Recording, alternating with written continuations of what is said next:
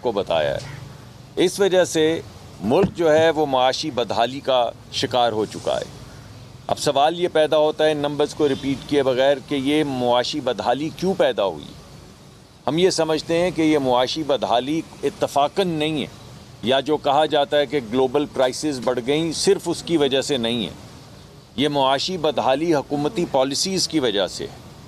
यानी अगर आप 48 रुपए की चीनी जो है वो एक्सपोर्ट कर दें, पाकिस्तानी चीनी 48 रुपए में एक्सपोर्ट कर दें, और फिर बाहर से वही चीनी कुछ महीने के बाद 102 रुपए में इंपोर्ट करें, तो इसका को बैनुल अक़वामी कीमतों से तो कोई ताल्लुक़ नहीं। अगर आप सस्ता आटा, पाकिस्तानी आटा जो है या वीट गंदम जो है उसको एक्सपोर्ट कर दें और फिर दुगनी कीमत के ऊपर वही गंदम थोड़े महीने के बाद इंपोर्ट करें, तो इसका ताल्लुक़ बैनुल अक़वामी कीमतों से तो नहीं है।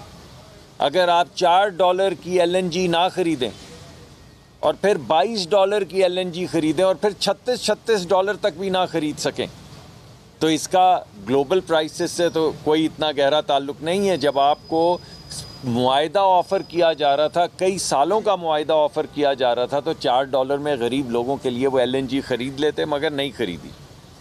अगर आप 30 अरब की मेट्रो जो लाहौर में बनी, बिल्कुल उतने ही किलोमीटर 29 किलोमीटर्स जितने पेशावर में बनी, अगर आप वो बाद में 102 या 105 अरब की बनाएंगे, तो फिर इसका ताल्लुक़ ग्लोबल प्राइसेस से तो नहीं है। तो ये तमाम वो पॉलिसीज़ हैं जिनके नतीजे में हम मुआशी बदहाली का शिकार हुए। और जैसा पहले भी मैंने आपको एक दिन कहा था कि 1 रुपए की कीमत पाकिस्तान में को 55 पैसे 56 पैसे रह गई, ये पिछले 3.5-4 साल में। तो जब 1 रुपए की कीमत आधी रह गई तो आपकी क़ुव्वत ख़रीद आधी रह गई। जब आपकी क़ुव्वत ख़रीद आधी रह गई तो जो लोग 2 रोटी अपने बच्चों के लिए ख़रीदते थे, उनके पास 1 रोटी रह गई। तो सुनिए, मैं आपको ये कह रहा हूँ कि ये इत्तफाक नहीं है कि वज़ीर आज़म साहब कहते थे कि मैं यहाँ पे क्या आटा और घी की कीमत कम करने आया हूँ। ये इत्तफाक नहीं है, क्योंकि आटा और घी की कीमत वो बढ़ाने आए थे। आटा और घी की कीमत तो वो जो मुआशी पॉलिसीज़ जिनका मैंने ज़िक्र किया है उनके ज़रिए उन्होंने बढ़ाई हैं। और अब आपको पता चलेगा कि वो वुज़रा जो कहते थे कि टमाटर महंगा हो गया तो टमाटर मत डालें, टमाटर के बग़ैर नहीं हंडिया पकती, तो आपको अब अंदाज़ा हो जाना चाहिए कि वो ऐसी गुफ्तगू क्यों फरमाते थे। या वो वज़ीर जो कहते थे कि वो गैस जो आपके चूल्हे में डले वो हलाल है, मगर जो आपके वो पानी गर्म करने वाले गीज़र में डल जाए वो हराम है या अयाशी है। तो अब आपको मालूम हो जाना चाहिए कि वो ऐसी बातें क्यों करते थे। अगर आपने $4 की गैस नहीं ख़रीदनी और 22 या 26 या $36 की जाके ख़रीदनी, फिर ये बातें तो आपको करनी पड़ेंगी। और इस सब का बोझ किसने उठाया? गरीब आदमी ने उठाया।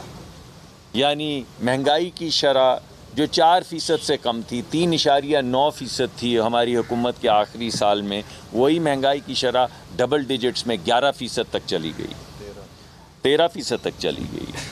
और वो खाने पीने की अशिया जो सिर्फ गरीब लोग खाते हैं, जिसका ज़िक्र अभी कर रहे थे, जो 2.3% हुआ करती थी, वो 10.2% पे चली गई।